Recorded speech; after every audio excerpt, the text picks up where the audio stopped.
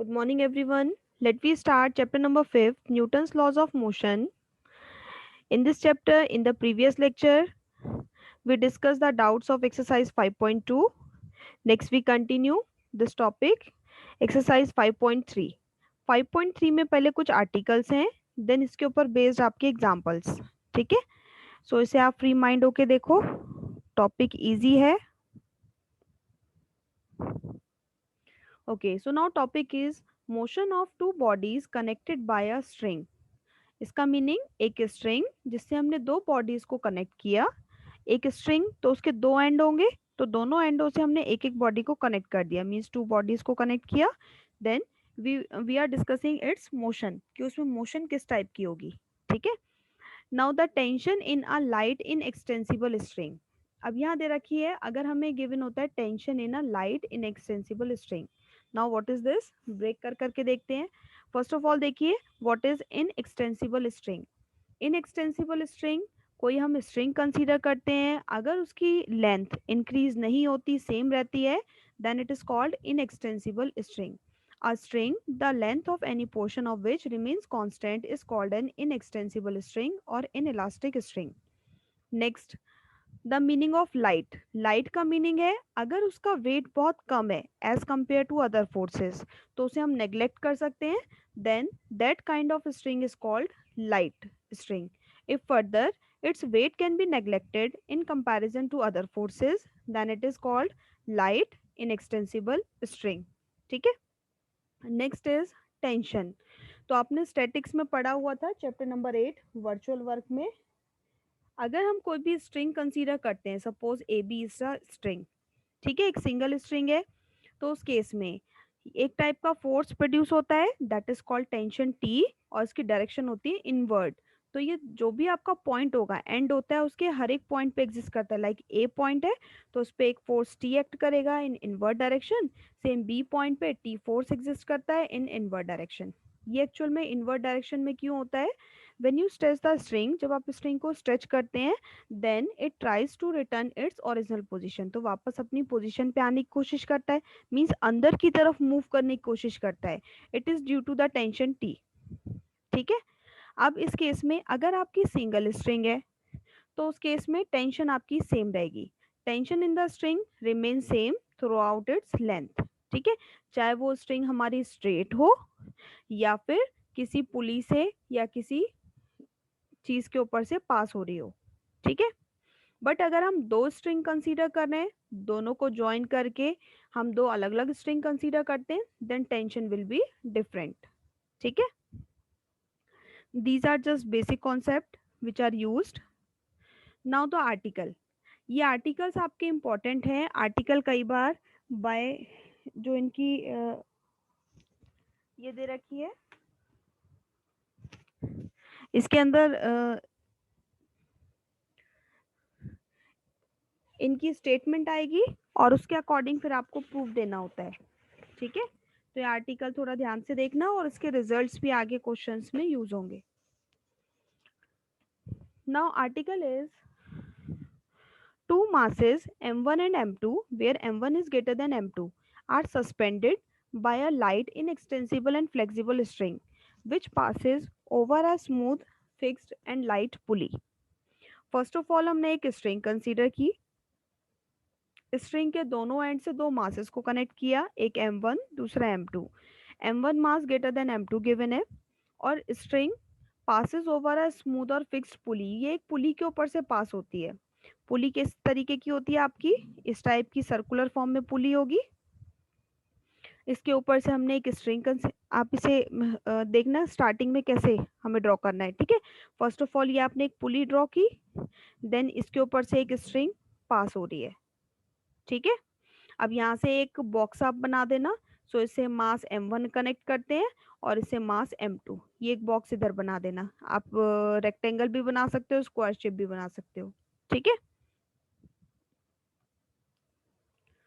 Further to find the motion of the system, इस case में हमें सिस्टम की मोशन डिस्कस करनी है, tension in the string and pressure on the pulley. ठीक है. First of all we discuss the motion. इसकी motion देखिए, ये आपकी सिंपल पुली, इसके ऊपर से एक स्ट्रिंग पास हो रही है. अगर ये दोनों मासेस इक्वल होते हैं, तो दोनों एक दूसरे को बैलेंस करेंगे, ये स्टेबल रहेंगे। अगर कोई भी मास ग्रेटर होगा तो जो स्ट्रिंग जो मास आपका ग्रेटर होगा उसके लोड की वजह से वो पार्ट आपका नीचे आने की कोशिश करेगा और दूसरा ऊपर की तरफ जाएगा। ठीक है, तो इस केस में मास m1 ग्रेटर है देन m2, तो इसका meaning it moving in downward direction, और ये आपस में कनेक्टेड है, so it is moving in upward direction. इस टाइप की इसकी मोशन होती है। ठीक है, अब इस केस में इस फिगर को कंप्लीट करते हैं। फर्स्ट ऑफ ऑल कोई भी हम मास कंसीडर करते हैं तो उसका वेट एक्ट करता है m1g इन वर्टिकली डाउनवर्ड डायरेक्शन। स्ट्रिंग के अंदर टेंशन टी कंसीडर करेंगे इनवर्ट डायरेक्शन में। अब आप इनवर्ट कैसे लेंगे, देखिए ये दो इसके एंड पॉइंट है, एंड पॉइंट से हमने इनवर्ट अंदर की तरफ डायरेक्शन ले ली टी, और सेम यहाँ पर भी टी। ठीक है, नेक्स्ट ये पार्ट आपका डाउनवर्ड डायरेक्शन मूव कर रहा है, तो हम सपोज कर लेते हैं it is moving in downward direction with acceleration f। Similar come to second mass is m2, so इसका वेट एक्ट करेगा m2g वर्टिकली डाउनवर्ड, इसके अपोजिट यहाँ tension t, and this part is moving in upper direction with acceleration f। इसने m2f लिखा है, आप simply f लिख सकते हो। ठीक है, नेक्स्ट अब ये हमारी स्ट्रिंग दे रखी है, तो स्ट्रिंग की कंप्लीट लेंथ है, तो यहाँ से हम हाफ लेंथ x कंसीडर कर लेते हैं एक साइड की, और यहाँ से लेकर नीचे तक हाफ लेंथ हम y कंसीडर कर लेते हैं। हाफ नहीं means one side x one side y। So let करते हैं, now we start. Just free mind होके देखो क्या क्या स्टेप्स किए हुए हैं, देन वी कंपाइल। ठीक है, let l be the length of the whole string on both side of the pulley. हम कंसीडर कर लेते हैं स्ट्रिंग की complete length is l। Next अब इसकी हमने दोनों साइड्स अलग अलग ले ली। Suppose x and y are the depth of masses m1 m2 below the pulley at any time t। Suppose हमने वन साइड की लेंथ x कंसीडर कर ली एंड अनदर साइड की y। ठीक है, then x plus y equal to l। now differentiate with respect to t, it become dx by dt plus it become dy by dt equal to l is constant, so इसका zero. dy by dt को आप right side में shift कर सकते हो, call it equation number first। again differentiate with respect to t, so it become d square x by dt square equal to minus d2y by dt square, call it equation number second। अब इस case में देखिए, if x is the distance, अगर x distance को denote करता है then dx by dt is the velocity and double derivative is the acceleration. तो उसका मीनिंग ये दोनों की वेलोसिटी के बीच में रिलेशन आ गया और ये दोनों की एक्सेलरेशन के बीच में रिलेशन आ गया। ठीक है, अब यहाँ से डिफरेंस क्या रहा है, दोनों की वेलोसिटी इक्वल है, बस एक नेगेटिव साइन का डिफरेंस है। ठीक है, same acceleration are equal but there is a difference of negative sign. So here these terms are the velocities and double derivatives are the accelerations of the masses m1 and m2 respectively at time t. Now velocity and accelerations of the masses m1 and m2 are equal and opposite. यहाँ से आपके पास show हो रहा है जो इनकी velocities और acceleration है these are equal, और साइन इसमें नेगेटिव आ रहा है, that's why they are opposite. ठीक है, m1 moves in downward direction with acceleration f, then m2 moves with the same acceleration f in upward direction। क्योंकि string single है, आपस में कनेक्टेड है, तो अगर एक पार्ट आपका डाउनवर्ड डायरेक्शन मूव कर रहा है तो कनेक्टेड होने की वजह से, सिंगल स्ट्रिंग होने की वजह से this part is moving in upward direction with the same acceleration f। ठीक है, let t be the tension in the string, t आप टेंशन कंसीडर कर सकते हैं। अब इस केस में हम दोनों के लिए इक्वेशन ऑफ मोशन डिस्कस करेंगे। First we discuss for m1 then for m2। तो m1 पे आप डिफाइन कर सकते हो कौन कौन से फोर्सेस एक्ट कर रहे हैं। Now forces acting on mass m1 are, एक तो वेट एक्ट कर रहा है m1g वर्टिकली डाउनवर्ड, दूसरा टेंशन t अपवर्ड डायरेक्शन में। Now equation of motion for mass m1 in downward direction is mass into acceleration is net force आता है, तो मास आपका m1 acceleration f equal to net force downward direction में देखिए m1g positive आएगा, t upward direction में इसलिए negative, so m1g minus t, call it equation number third. Next make same equation of motion for mass m2 in upward direction. Similarly m2 के लिए बनाते हैं। m2 ये पार्ट आपका upward direction move कर रहा है, तो इसके लिए mass into acceleration m2 into f equal to upward direction में फोर्स देखिए t अपवर्ड डायरेक्शन में तो पॉजिटिव m2g डाउनवर्ड डायरेक्शन में है तो इसलिए negative, so T minus M two G. Call it equation number 4। अब यहाँ से हमें थर्ड और फोर्थ इक्वेशन को सॉल्व करना है। तो सॉल्व करने के लिए यहाँ देखिए माइनस टी या प्लस टी, अगर दोनों को ऐड कर दें तो टी से टी कैंसिल होगा, so adding 3 and 4। Left side में ऐड करिए, दोनों से F common, M one plus M two equal to, T से टी कैंसिल होगा, इन दोनों से जी कॉमन आएगा, M one minus M two, और यहाँ से एफ की वैल्यू इस ये डिवाइड में शिफ्ट कर दीजिए, सो एफ की value is M one minus M two upon M one plus M two into G. This is the formula for acceleration. Next हमें फाइंड आउट करनी है टेंशन टी। तो उसके लिए put the value of F either in equation third या fourth. Suppose हम third में put करते हैं, यहाँ आप एफ की वैल्यू पुट करेंगे और टी की वैल्यू फाइंड आउट करेंगे। सो 3 या 4 किसी में भी आप पुट करेंगे, यहाँ से टी की वैल्यू आ जाएगी 2m1m2 upon m1 plus m2 into जी। ठीक है, नेक्स्ट हमें फाइंड आउट करना है pressure on the pulley. Pressure on the पुली क्या होगी, अभी हमने लास्ट एक्सरसाइज में क्या किया था, जो भी आपकी बॉडी होती है, जैसे इसमें फोर्स इसका अगर m1g या m2g डाउनवर्ड डायरेक्शन में एक्ट कर रहा है तो उसके अपोजिट यहाँ रिएक्शन फोर्स आर एग्जिस्ट करती है, that is called the pressure. ठीक है, तो इसका मीनिंग इस पुली के ऊपर क्या प्रेशर आ रहा है, सो दिस इज ये इसके सेंटर पे एक्ट करेगी, ये हमने सेंटर पॉइंट ले लिया, और वर्टिकली अपर डायरेक्शन में reaction force R, this is the pressure. ठीक है, तो उसके लिए देखिए यहाँ इस स्ट्रिंग के अंदर दो टाइप की टेंशन है, टी और टी। तो एक तरीके से अगर हम यहाँ देखें इस पॉइंट पे, तो टी फोर्स ये अपर डायरेक्शन में, ये भी टी, दोनों इक्वल फोर्सेस हैं, तो इन दोनों का जो रिजल्टेंट है वो उनके मिड पॉइंट पे एक्ट करेगा। और आपने पैरेलल फोर्सेस का कॉन्सेप्ट स्टैटिक्स में पढ़ा हुआ है, अकॉर्डिंग टू पैरेलल फोर्सेस जो आपका रिजल्टेंट फोर्स होता है, अगर फोर्सेस आपकी लाइक पैरेलल फोर्सेस है, सेम डायरेक्शन में एक्ट कर रही है, then resultant is P plus Q. ठीक है, तो इस तरीके से ये आपकी देखो लाइक पैरेलल फोर्सेस हैं, so there resultant is T plus T means 2t। So इस केस में reaction force are is 2t, और यहाँ टी की वैल्यू पुट कर दो, this is the value, so this is the article. Again first of all आपने एक पुली consider की, एक स्ट्रिंग से पास होती है, एक एंड से आप मास m1 कनेक्ट करिए, दूसरे से मास m2। सो m1g वर्टिकली डाउनवर्ड एक्ट करेगा, m2g vertically downward. Tension t consider कर लेते हैं, स्ट्रिंग की लेंथ एक x, दूसरी लेंथ दूसरे पार्ट की y, total length l consider की, then x plus y is l।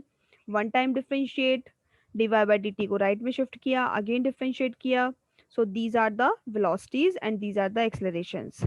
और ये इक्वेशन नंबर 1 एंड 2 रिप्रेजेंट करती है these velocities and acceleration of the masses m1 and m2 are equal and opposite.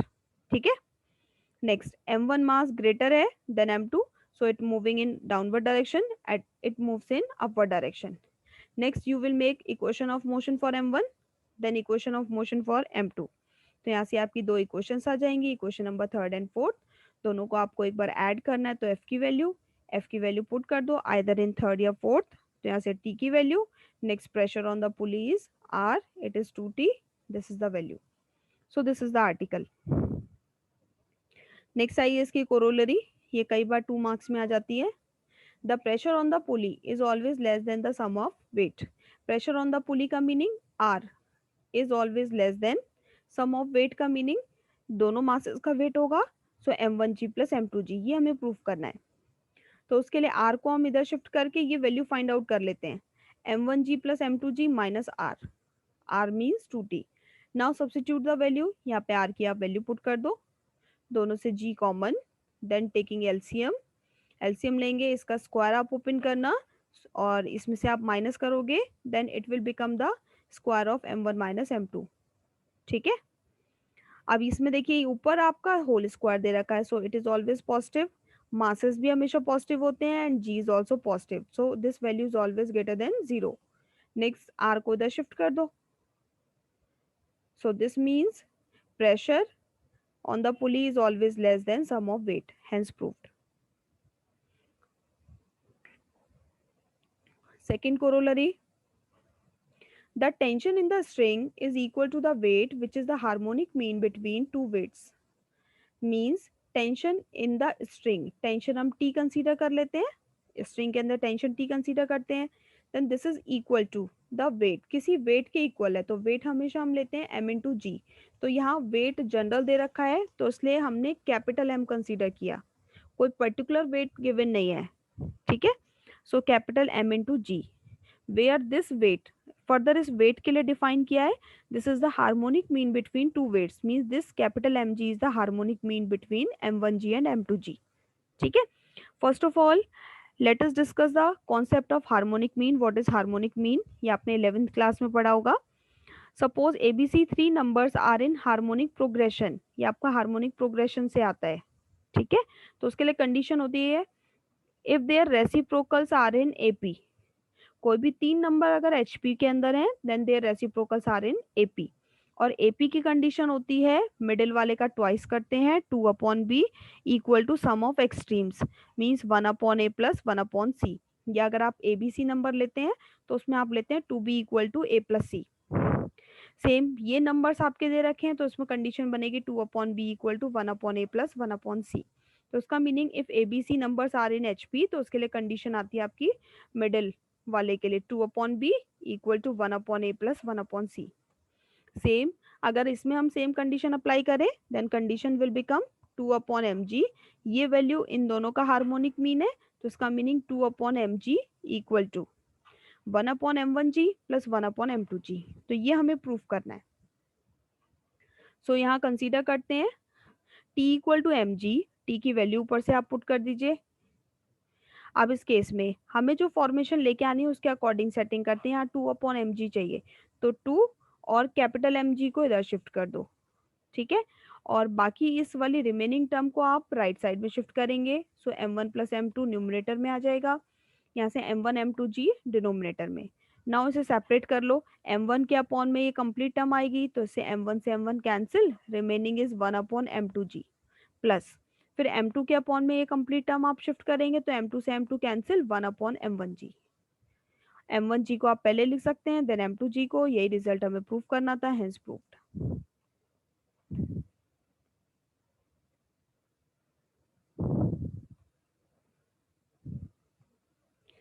Next article ये भी आपका same है, बस थोड़ा सा डिफरेंस है।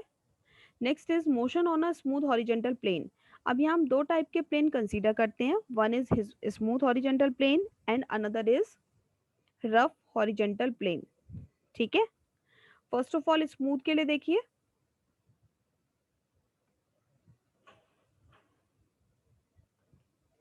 two particles of masses m1 and m2 are connected by a light inextensible string। Again यहाँ में गिवन है दो पार्टिकल जिनके मासेस, यहाँ कंप्लीटली आपका जो डिस्क्रिप्शन है वो गिवन है, इसके अकॉर्डिंग ही हम डायग्राम को ड्रॉ करते हैं, ठीक है। तो हमने दो मासेस कंसीडर किए m1, दो पार्टिकल्स गिवन है जिनके मासेस m1 एंड m2, इसे हमने एक लाइट इलास्टिक स्ट्रिंग से कनेक्ट कर दिया, मीन्स एक स्ट्रिंग तो उसके दोनों एंड से ये दोनों मासेस कनेक्टेड है, ठीक है। m2 is placed on a smooth horizontal table.